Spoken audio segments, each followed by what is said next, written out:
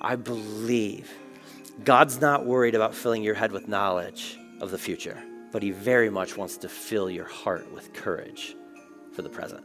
The word apocalyptic is a little bit different in the Bible than the way we use it in modern American culture. Because when we hear apocalypse, we think like the end of the world as we know it, and we do not feel fine about that at all, right?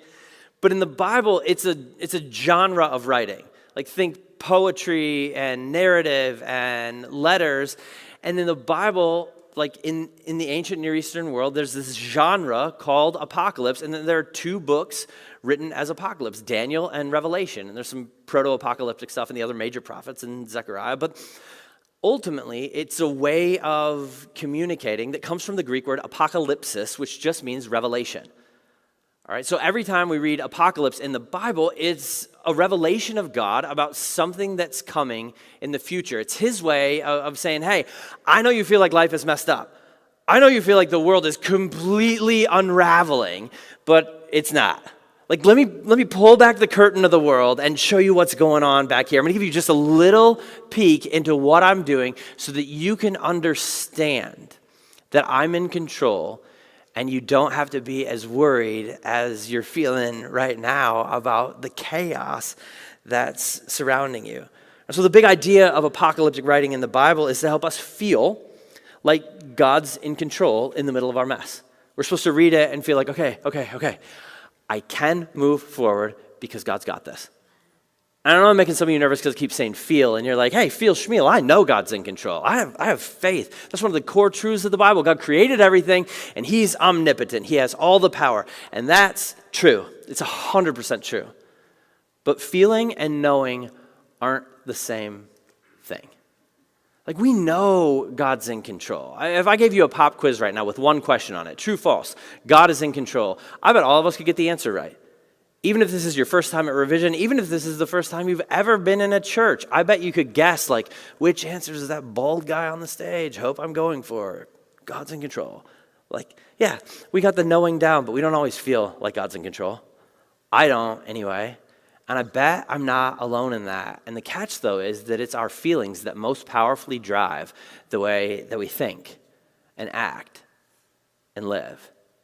And so what God does with apocalyptic writing is speaks deeply to our hearts and our emotions so that we can walk out into a shattered world and live like the truth is true. And because that's God's goal, apocalyptic visions are filled with like vivid imagery instead of precise details. It's not a lot of, okay, this is exactly what's going to happen. This is when it's going to happen, just so you know the numbers and the specifics and the names and write this stuff down. Instead, it's just like these really wild, mind-blowing pictures because precise details speak to the head, but vivid imagery speaks to the heart. And what God's doing when he gives these visions is speaking to our hearts, reminding us who he is and what he's up to in the world. And what's interesting is that when God gives these types of visions in the Bible, it's almost always to someone whose life is a complete mess. To someone who's living through chaos, who's afraid and scared, wondering if he's even there, wondering if he even cares, wondering what the future holds, and whether he is still the one holding the pen and writing the story of the world. And into those moments, God speaks and says, hey, I got you. Don't worry about it. I'm in control of this thing. But because of how he communicates that, because he does it with these intense, dramatic pictures instead of just words and facts and figures, there's a principle we need to understand if we're going to get the big idea of the visions. And here it is. To catch the drift of the dream, we can't get distracted by the details of the dream. To catch the drift of the dream, we can't get distracted by the details of the dream. And here's why. Like, the church has this long and distinguished history of reading stuff like Daniel and Revelation and getting really caught up and immediately trying to figure out who's what and where and when and match it up to, like, what does it say in my newspaper and my history book and what exactly is this? And so we really stuck on hanging on to details that didn't matter at all to the person who was dreaming the dream.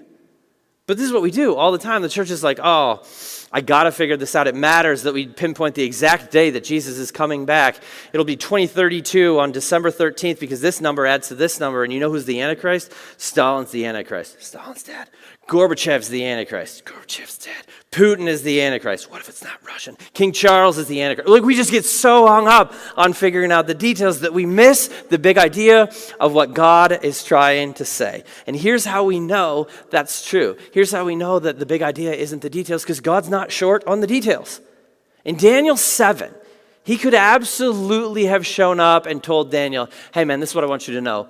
Babylon is coming to an end. This cat named Darius is going to take it out. He's going to set up a new empire, but then Alex is going to wipe that out. Then these Romans, you never even heard of them, they are going to conquer the entire known world. And these jerk Romans named Pompey and Crassus are going to desecrate the temple. Oh yeah, by the way, the temple's going to get rebuilt, and the wall, these guys named Nehemiah and Ezra, like 100 years from now, it's coming. You think God had access to those details? Yeah, he did. But what we're going to see is that's not what he told Daniel at all. And why not? Because he didn't want to. Like, I'm convinced that God was way less concerned with filling Daniel's head full of knowledge about the future than he was with filling Daniel's heart with courage for the present. I think he wants to do the same thing for us, because we're living in a scary world. We look out there and there is chaos all around us.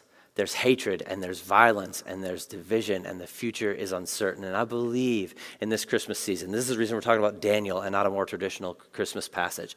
I believe God's not worried about filling your head with knowledge of the future, but he very much wants to fill your heart with courage for the present.